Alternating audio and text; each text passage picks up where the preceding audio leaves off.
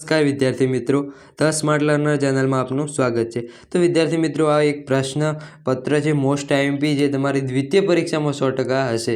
તો આ પ્રશ્નપત્ર ધોરણ 10 ગણિત માટેનું મોસ્ટ આઈએમપી પ્રશ્નપત્ર છે। આ પ્રશ્નપત્ર તમે કરી લીધું તો તમે દ્વિતીય પરીક્ષામાં સારો સ્કોર કરી લેશો અને આ દરેક આમાંના પ્રશ્નો એ મોસ્ટ આઈએમપી છે તેનું સંપૂર્ણ સોલ્યુશન જોવાના છીએ। તો વિદ્યાર્થી મિત્રો, તમે ચેનલમાં નવા હો તો ચેનલને સબસ્ક્રાઈબ કરો, વિડીયોને લાઇક કરો અને શેર કરો। તો પહેલાં જોઈએ વિભાગ એ। તો વિભાગ એમાં પહેલો જ છે કે વિકલ્પો જો y બરાબર mx વત્તા 5 ની રેખા બિંદુ 2, 7 માંથી પસાર થતી હોય તો m બરાબર કેટલા। તો અહીં તમને આપ્યું છે તો આ x લેવાનું અને આ y લેવાનું। તો x બરાબર કેટલા થશે 2 અને y બરાબર 7। તો y છે તેની જગ્યાએ મૂકવાની કિંમત તો 7 બરાબર m અને xની જગ્યાએ કેટલા 2 વત્તા 5। તો આ 5 પ્લસમાં છે, પેલી બાજુ જાય તો માઇનસમાં, એટલે 7માંથી 5 જાય તો 2 mx m ગુણ્યા 2। તો 2 ગુણાકારમાં છે, આ બાજુ આવે તો ભાગાકારમાં, તો m બરાબર શું થશે 1। તો આપણો જવાબ આવશે આમાં એ 1। પછી બીજો પ્રશ્ન છે દ્વિઘાત સમીકરણનું વિવેચક d બરાબર કેટલા। તો વિવેચકનું સૂત્ર તમને ખબર હશે, વિવેચકનું સૂત્ર છે b² - 4ac। પછી છે સમાંતર શ્રેણી 10, 7, 4 ખાલી જગ્યાનું 30મું પદ હશે। તો તમને સૂત્ર મૂકીને તમે કરશો તો સૂત્ર છે an બરાબર a વત્તા n માઇનસ 1 ઇન્ટુ ડી। તો a બરાબર શું આવશે અહીં 10 અને વત્તા n કયું પદ શોધવાનું છે તો 30મું, 30 માઇનસ 1 ને ગુણ્યા ડી કેટલા -3, કારણ કે ઘટતું જાય છે એટલે -3। તો તમે આમ કિંમતો મૂકી અને જવાબ જોશો તો તમને અહીં જવાબ મળશે। આમાં ત્રીજા ક્વેશ્ચનમાં જવાબ આવશે સી। પછી ચોથો ક્વેશ્ચન જોઈએ તો ચોથા ક્વેશ્ચનમાં કહ્યું છે કે pxyનું ઉગમ બિંદુથી અંતર। તો ઉગમ બિંદુથી અંતર શોધવાનું સૂત્ર છે એ વર્ગમૂળમાં x² વત્તા y²। પછી પાંચમો પ્રશ્ન છે tan થીટા બરાબર cos થીટા હોય તો થીટા બરાબર કેટલા। તો અહીં થીટા બરાબર જવાબ આવશે 45 ડિગ્રી। પછી છઠ્ઠો પ્રશ્ન છે કોઈ માહિતી માટે x બરાબર 15 અને z બરાબર 15 હોય તો m બરાબર કેટલા। x એટલે મધ્યક, z એટલે બહુલક ને m એટલે મધ્યસ્થ। તો તમારે યાદ રાખવાનું કે જો બે સરખા આપ્યા હોય તો હંમેશા ત્રીજો સમાન જ થશે, એટલે તેમાં જવાબ આવશે સી 15। પણ તમારે જો સૂત્રથી ગણવું હોય તો તેનું એક સૂત્ર છે બહુલક z બરાબર 3m - 2x। આ સૂત્રમાં તમે કિંમતો મૂકી તો પણ જવાબ આવી જાય, પણ તમારે શોર્ટમાં યાદ રાખવાનું કે જો બે સરખા હોય તો ત્રીજો હંમેશા સમાન જ મળે। તો પછી ખાલી જગ્યા છે, ખાલી જગ્યામાં સાતમી ખાલી જગ્યા ગુસા 122 ને 20 અને એનો કેટલો ગુસા થશે તો ગુરુત્તમ સામાન્ય અવયવ કેટલો થશે તો આમાં જવાબ આવશે 2। પછી આઠમો ક્વેશ્ચન છે દ્વિઘાત બહુપદીના શૂન્યનો ગુણાકાર ખાલી જગ્યા થાય। તો દ્વિઘાત બહુપદી આપી છે તેના શૂન્યનો ગુણાકાર, તો એનું સૂત્ર છે c ભાગ્યા a। c બરાબર અહીં અચળ પદ છે 21 અને a x² સાથે ગુણાયેલું તો એ 1 છે, માટે જવાબ આવશે 21, એટલે અહીંયા જવાબ આવશે 21। પછી પ્રયોગની તમામ મૂળભૂત પ્રાથમિક ઘટનાઓની સંભાવનાનો સરવાળો ખાલી જગ્યા થાય। તો બધી જ પ્રાથમિક ઘટનાઓની સંભાવનાનો સરવાળો 1 થશે। પછી નેક્સ્ટ ક્વેશ્ચન છે cosec theta into sine theta બરાબર ખાલી જગ્યા, તો તેમાં થશે સાઇન થીટા 1, સાઇન થીટા આવશે। પછી વર્તુળનો સ્પર્શક વર્તુળને ખાલી જગ્યા બિંદુમાં છેદે છે। તો અહીં વર્તુળ આ છે ધારો કે, અને તેનો સ્પર્શક તો આ કોઈ બી આનો સ્પર્શક આવે છે, સ્પર્શતો હોય તો તે વર્તુળને માત્ર કેટલા એક જ બિંદુમાં છેદે છે, તો અહીં જવાબ આવશે 1।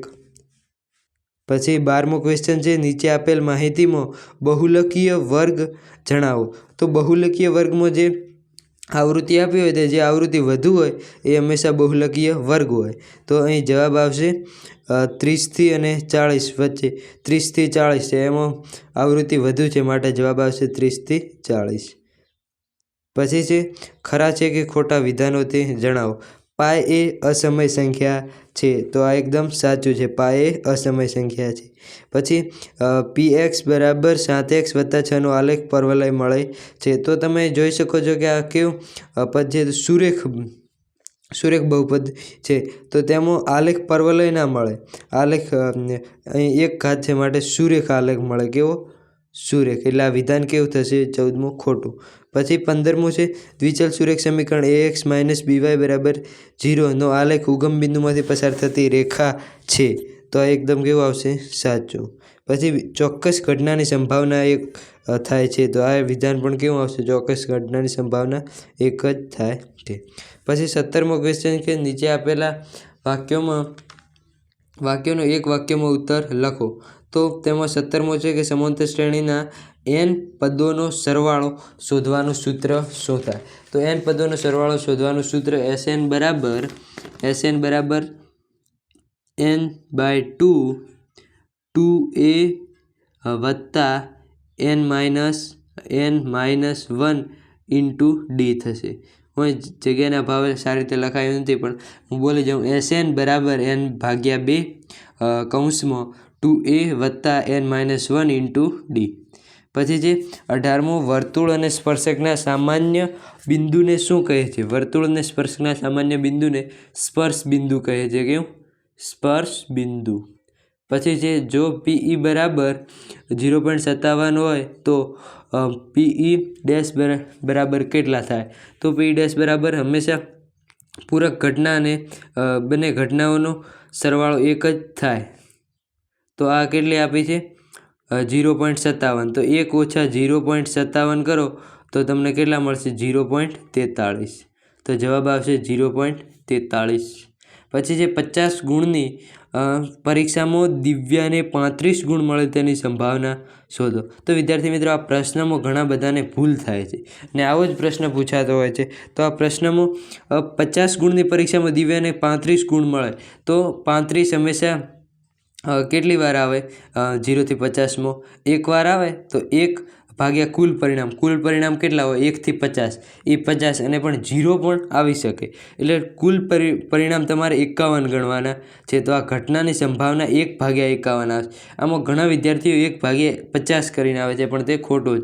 1/51 આવશે. અને જો 100 ગુણની પૂછે તો 1/101 આવશે. પછી જે નીચેના જોડકા યોગ્ય રીતે જોડો. તો લઘુ વૃત્તાંશનું ક્ષેત્રફળ. તો લઘુ વૃત્તાંશનું ક્ષેત્રફળનું સૂત્ર શું થશે? πr² θ ભાગ્યા 360. પછી વર્તુળનું ક્ષેત્રફળ ભાગ્યા વર્તુળનો પરિઘ. તો વર્તુળનું ક્ષેત્રફળનું સૂત્ર શું છે? πr². અને વર્તુળનો પરિઘ 2πr. તો આ એક r ને એક r કેન્સલ, અને પાય કેન્સલ. તો r/2. તો જવાબ આવશે ત્યાંથી A. પછી છે ઈંટની કુલ સપાટીનું ક્ષેત્રફળ. તો ઈંટની કુલ સપાટીનું ક્ષેત્રફળ શું થશે? 2a LB + BH + HL. 5 રૂપિયાના સિક્કાનું ઘનફળ πr²h. પછી વિભાગ બીમાં તમે પ્રશ્ન જોઈ શકો છો. પહેલો જ પ્રશ્ન, દ્વિઘાત બહુપદી 3x - x - 4 ના શૂન્યો શોધો તથા તેમના શૂન્યો અને સહગુણકો વચ્ચેનો સંબંધ તપાસો. અને બીજો ક્વેશ્ચન, જેના શૂન્યોનો સરવાળો અને ગુણાકાર -3 અને 2 હોય તેવી દ્વિઘાત બહુપદી મેળવો. તો આ બે પ્રકારના પ્રશ્નો તો હોય જ છે, માટે તમારે ટેક્સ્ટમાં આપેલા ઉદાહરણ છે 5-6 તે બધા જ કરી લેવાના છે. તો આ બે પ્રશ્ન તમે પ્રેક્ટિસ કરશો તો તમે સારો માર્ક્સ મેળવી શકો. પછી બીજા પ્રશ્નો તમે જોઈ શકો છો, 2 ગુણના બધા જ. આ દરેકે દરેક પ્રશ્નો તમે નોંધી લેશો અને તેને સારી રીતે તૈયાર કરશો તો તમે પણ સારો સ્કોર મેળવી શકશો. પછી વિભાગ C 3 ગુણના પ્રશ્નો છે, તેમાં આદેશની રીતે ઉકેલો. x + y = 5 અને 2x - 3y = 4. પછીનો ક્વેશ્ચન છે, ક્રિકેટના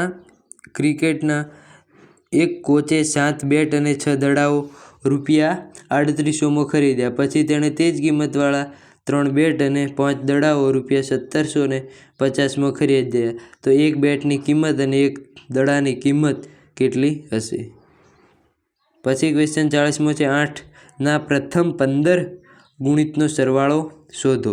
પછી છે બિંદુઓ 4, -1 અને -2, -3ને જોડતા રેખાખંડના ત્રિભાગ બિંદુઓના યામ શોધો. પછી છે બિંદુઓ -1 અને 7 અને 4 અને -3ને જોડતા રેખાખંડોનું 2:3 ગુણોત્તરમાં વિભાજન કરતા યામ શોધો.